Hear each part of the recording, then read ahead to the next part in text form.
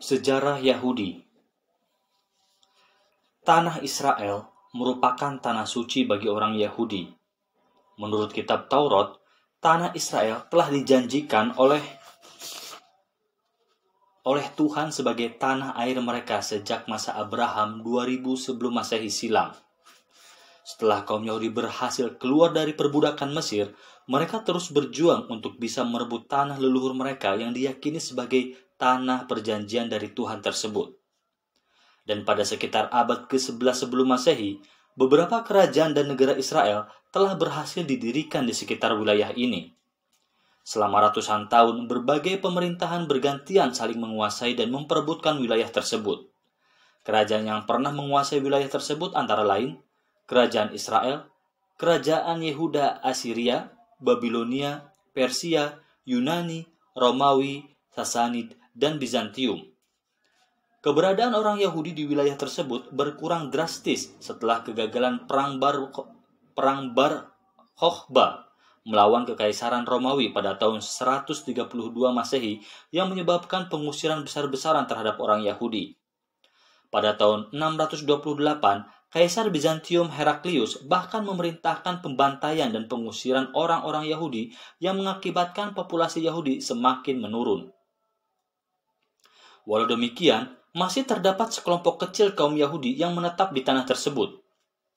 Penaklukan yang dilakukan oleh pasukan Muslim berhasil merebut wilayah tersebut dari Kekaisaran Bizantium pada tahun 636, yaitu pada masa Khalifah Umar bin Khattab.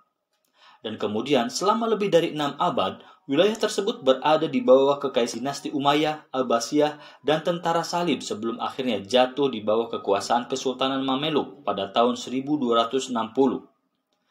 Pada tahun 1516, wilayah tersebut masuk menjadi bagian dari Kesultanan Utsmaniyah yang menguasai wilayah tersebut sampai abad ke-20.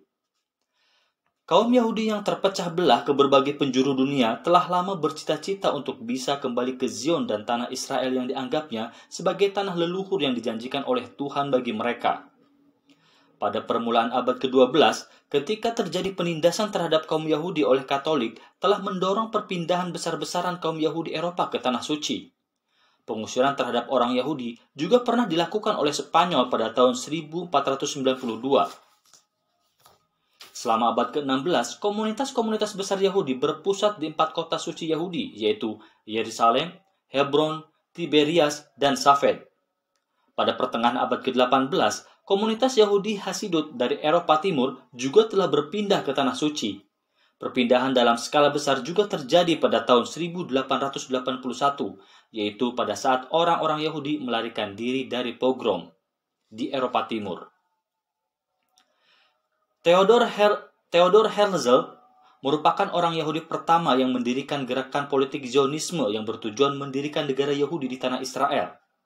Pada tahun 1896, Herzl menerbitkan Der Judenstaat yang memaparkan visinya tentang negara masa depan Yahudi sehingga ia digelari sebagai Bapa Zionisme. Tahun 1897, ia mengetuai Kongres Zionis Sedunia yang pertama. Perpindahan besar-besaran juga terjadi pada tahun 1904 hingga 1914 setelah terjadinya pogrom Kishinev. Sekitar 40.000 orang Yahudi berpindah ke Palestina. Pada tahun 1917, pasca Perang Dunia I, Menteri Luar Negeri Inggris Arthur Balfour mengeluarkan deklarasi Balfour, yaitu deklarasi yang mendukung pendirian negara Yahudi di tanah Palestina. Dan pada tahun 1922, setelah kekalahan kerajaan Turki Ottoman pada Perang Dunia I, Liga Bangsa-Bangsa memberikan Palestina kepada Inggris. Saat itu, populasi dominan di wilayah tersebut merupakan kaum Arab Muslim, sedangkan pada wilayah perkotaan seperti Yerusalem didominasi oleh kaum Yahudi. Imigrasi Yahudi besar-besaran berlanjut lagi pada tahun 1919 hingga 1923 dan tahun 1924 hingga 1929 yang membawa 100.000 orang Yahudi ke wilayah Palestina. Berkuasanya Nazi di Jerman pada tahun 1930 yang mengancam keberadaan kaum Yahudi di Eropa menyebabkan terjadinya perpindahan besar-besaran gelombang kelima pada tahun 1929 hingga 1939 yang membawa 250.000 orang Yahudi masuk ke Palestina. Gelombang masuknya Yahudi secara besar-besaran ini menimbulkan pemberontakan Arab di Palestina pada tahun 1936 hingga 1939 yang mengakibatkan 5.000 warga Arab terbunuh. Pada akhir Perang Dunia II, jumlah populasi orang Yahudi telah mencapai 33% dari seluruh populasi di Palestina. Badan PBB yang baru saja terbentuk pasca Perang Dunia II mengeluarkan resolusi Majelis Umum PBB nomor 18 pada 29 November tahun 1947 yang membagi Palestina menjadi dua bagian, yaitu satu negara Arab dan satu negara Yahudi, di mana kaum Yahudi yang hanya merupakan 30% dari populasi penduduk justru mendapatkan 55% dari seluruh wilayah. Komite Tinggi Arab dan kelompok-kelompok Arab yang tidak setuju dengan keputusan ini mulai menyerang target-target Yahudi sehingga terjadilah perang saudara yang mengakibatkan 250.000 warga Arab Palestina terusir. Pada 14 Mei 1948, kaum Yahudi memproklamasikan kemerdekaannya dan menamakan negaranya sebagai Israel. Sehari kemudian, gabungan 5 negara Arab yang terdiri dari Mesir, Suriah, Yordania, Libanon, dan Irak menyerang Israel dan mengakibatkan timbulnya Perang Arab-Israel tahun 1948. Maroko, Sudan, Yaman, dan Arab Saudi juga membantu mengirimkan pasukan. Selama perang ini, 711.000 orang Arab Palestina mengungsi keluar dari Palestina. Setelah 1 tahun perang, akhirnya gencatan senjata dilakukan dan batas wilayah garis hijau ditentukan. Israel kemudian diterima sebagai anggota PBB pada tanggal 11 Mei 1949. Ketidakadilan yang dilakukan oleh PBB dan sekutu terhadap Palestina inilah yang kelak akan terus menimbulkan konflik berkepanjangan di Timur Tengah. Populasi Israel pun terus meningkat dari 800.000 menjadi 2 juta hanya dalam waktu 10 tahun. Selama tahun 1950-an, Israel terus-menerus diserang oleh militan Palestina yang kebanyakan berasal dari jalur Gaza. Negara-negara Arab selama bertahun-tahun menolak hak Israel untuk berdiri. Pada tahun 1967 juga terjadi perang 6 hari antara Israel dengan Mesir, Suriah, dan Yordania yang dimenangkan oleh Israel. Israel berhasil memperluas wilayahnya dengan merebut tepi barat, jalur Gaza, semenanjung Sinai, dan dataran tinggi Golan.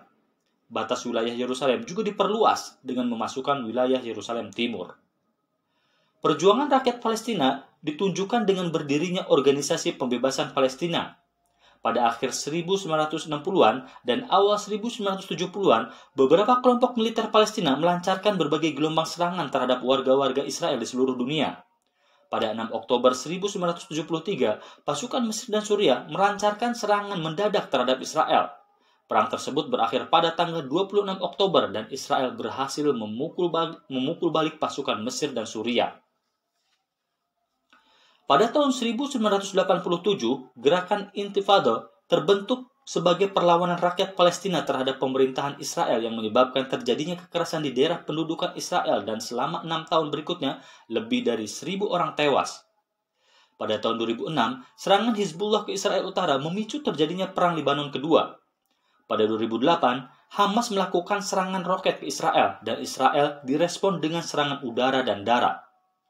Hingga saat ini konflik dan kekerasan yang terjadi antara pihak Palestina dan Israel tetap belum menemukan titik terang.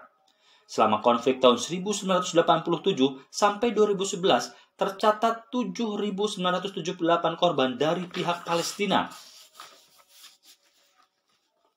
Pihak pejuang Palestina merasa perlu mengusir semua orang Israel dari Palestina dan mendapatkan kemerdekaannya kembali meskipun dengan melakukan penyerangan ke target masyarakat sipil. Seperti yang dilakukan oleh kelompok-kelompok militan Palestina, Hamas, Jihad Islami, Al-Fatah, dan Front Rakyat Pembebasan Palestina. Di sisi lain, Israel dengan dibantu oleh sekutunya yaitu Inggris dan Amerika merasa perlu untuk mewujudkan janji Tuhan atas tanah yang dijanjikan tersebut dan mengambil segala tindakan untuk melindungi diri dari serangan kelompok-kelompok militan. Bahkan meskipun dengan membunuh warga sipil tak berdosa. Kedua belah pihak juga sama-sama meyakini bahwa apa yang dilakukan adalah bagian dari apa yang disebut sebagai perang suci. Kedua belah pihak juga sama-sama meyakini berdasarkan ajaran agama mereka masing-masing bahwa apa yang terjadi ini adalah bagian dari skenario akhir zaman di mana akhirnya pihak mereka lah yang akan mendapatkan kemenangan.